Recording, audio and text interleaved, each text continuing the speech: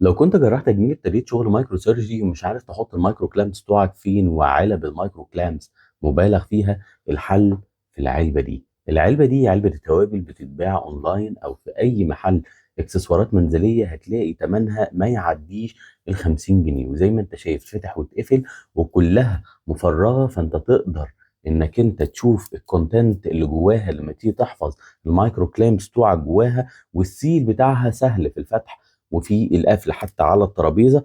لما تيجي الميس عشان تفتحها لك وانت تاخد المايكرو كلام بتاعك، هتقدر انك انت تاخده بسهوله وترجعه تاني بسهوله. ولما تيجي تعدهم بعد العمليه هتقدر اكتر من العلبه السيل.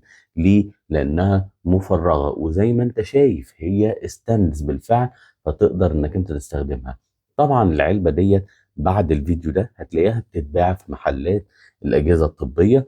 العلبه الخاصه بالمايكرو كلام فظيعه، الشفافة بكل مميزاتها، اللي هيسردوا فيها ويحكوا ويقولوا هيكون تمنها فوق ال10,000 جنيه، لكن تمنها حاليا 50 جنيه. الحق واشتريها وتكون حلوة جدا في بدايات شغلك في المايكرو كلامس والمايكرو سيرجري.